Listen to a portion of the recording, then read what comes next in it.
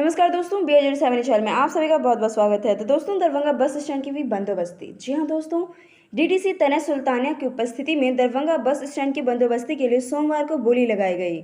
इसमें कुल 33 राउंड में चले ओपन बिड में कुल 7 लोगों ने भाग लिया और इसमें सर्वाधिक बोली 33,81,000 रुपये की लगी।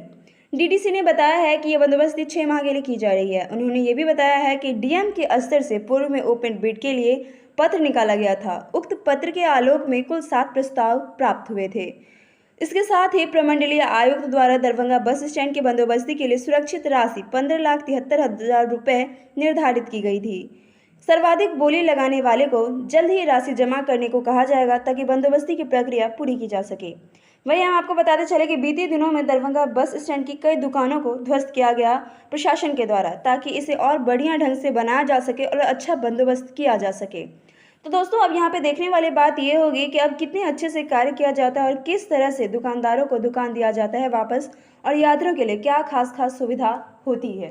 तो दोस्तों, ये था हमारा आज का अपडेट और इसी के साथ हम मिलेंगे आपसे विदा। साथ ही दरभंगा और दरभंगा एयरपोर्ट से जुड़ी तमाम खबरों के लिए आप हमारे चैनल पर बने रहें। और एक ज़रूरी बात, अगर आप हमारे चैनल पर नए हैं तो आप हमारे चैनल को सब्सक्राइब कर लें ताकि हर अपडेट समय से हम आप तक पहुँचा सकें। शुक्रिया।